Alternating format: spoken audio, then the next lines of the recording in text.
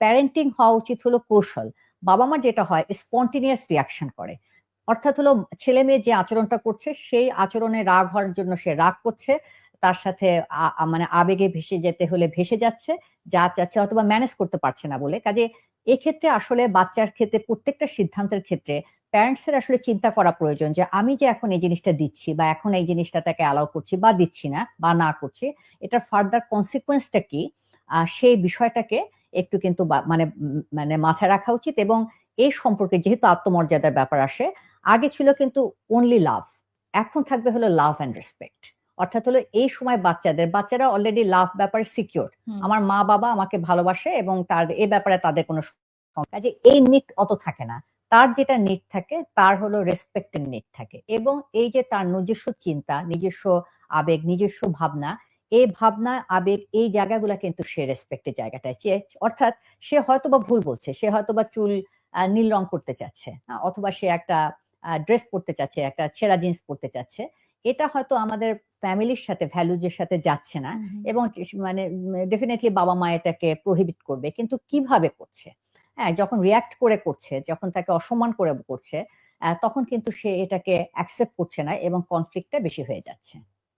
তার মানে এই জায়গাগুলো হ্যাঁ, শুনে ১ম এ হলো কথা বল বাচ্চারা যখন কোনো কিছু বলবে, রেসপেক্ট মানে হলো আ আপনি আমাকে একটা কথা বললেন, আমি আপনার সাথে এগ্রি করলাম না। রেসপেক্ট মানে হলো আমি কিন্তু ১ম এ আপনার যে এক্সপ্রেশন টা সেটাকে অ্যাকসেপ্ট করা। হুম, হুম। হ্যাঁ? এবং হলো আপনার যে ধরেন কোনো একটা ব্যাপারে আপনি রিঅ্যাক্টই করলেন, আপনি রাগ প্রকাশ করলেন। কিন্তু আমি মনে করছি এটা রাগ প্রকাশ করার মতন এতটা ব্যাপার না। আপনাকে যদি আমি ১ম এ বুঝানোর চেষ্টা করি, প্যারেন্টস যেটা করে অনেক ক্ষেত্রে বুঝানোর চেষ্টা করে। যখনই বুঝানোর চেষ্টা করে তখন কিন্তু আপনার ইমোশনটাকে ভ্যালিডেট করছি না। ইমোশনকে ভ্যালিডেট না করলে আপনি ফিল করবেন উনি আমাকে বুঝতে পারছে না। হুম, তাহলে হুম। কে বুঝতে পারছে? বুঝতে পারছে আপনার বন্ধু। হুম, হুম। হ্যাঁ? যে আপনার সাথে সে হয়তোবা আপনার রাগটা কিন্তু ভুল। তার মানে হলো আপনাকে যখন আমি ভ্যালিডেট করব যে হ্যাঁ, আপনার রাগটা এখানে এটা রাগ হওয়ার হতেই পারে বা রাগ করার মতনই এবং পুরা জিনিসটা যখন শুনবো, সে যখন কমিউনিকেটেড ফিল করবে যে না আমার মা বা বাবা আমার ব্যাপারটা বুঝতে পেরেছে। এরপরে কিন্তু আমি এই জায়গাটা থেকে সেকেন্ড থট টাকে আমি দিতে পারি। অর্থাৎ হলো যে ঠিকই তুমি বলেছ কিন্তু হুম। এখানে কিন্তু ব্যাপারটা এরকমও হতে পারে। হ্যাঁ? কাজেই যখনই হলো আমরা এভাবে ব্যাপারটা করব কিন্তু ভ্যালিডেট না করলে সে যখনই ডিসকানেক্টেড ফিল করবে যে হুম। আমাকে বুঝতে পারছে না। বুঝতে পারছে না মানে আপনার সাথে শেয়ার করা বাদ দিয়ে দিল। বাদ হয়ে হ্যাঁ, গেল। কাজে আপনার সাথে যে কানেকশন এবং কমিউনিকেশন, এই কমিউনিকেশনটা মানে তার সাথে প্রপার হতে হবে এবং এই কমিউনিকেশন এর মধ্যে শুধুমাত্র আসলে আমাদের ভার্বাল কমিউনিকেশন। অর্থাৎ আমি মুখে কি বলছি, তার বাইরে আমার মনের মধ্যে কি আছে? আমার মনের মধ্যে কি আবেগের ব্যাপারটা কাজ করছে। আমি হয়তো রাগ করছি কিন্তু আমি হয়তোবা ভেতরে anxiety তে ভুগছি বুঝছি। অথবা আমি কোনো ব্যাপারে কষ্ট পাচ্ছি। কিন্তু আমি আসলে রিঅ্যাক্ট করছি।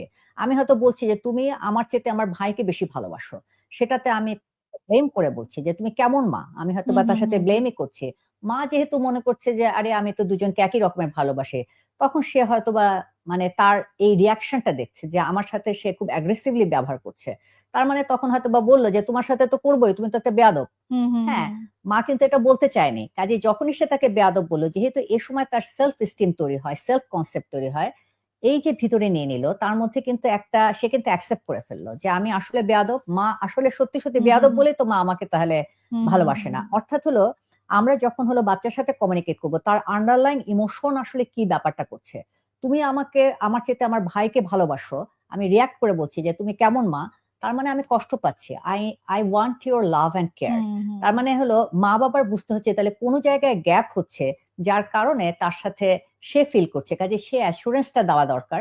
তার মানে মা তখন বলতে পারত কি যে, "কেন তোমার মনে হলো?" হুম, হুম, হুম। হ্যাঁ, কিন্তু তার মানে এই যে বাবা-মায়ের যে যত্নটা শুরু হয় সন্তানের হুম, প্রতি একদম হুম, জন্মানোর হুম, পর হুম, থেকে, হুম। সেই যত্নটা এটা আসলে একটা কন্টিনিউয়াস হ্যাঁ, হ্যাঁ, প্রসেস হুম, এবং হুম। বয়ঃসন্ধিকালে সেই যত্নটা আরো বেশি, আরো বেশি, আরো বেশি প্রয়োজন।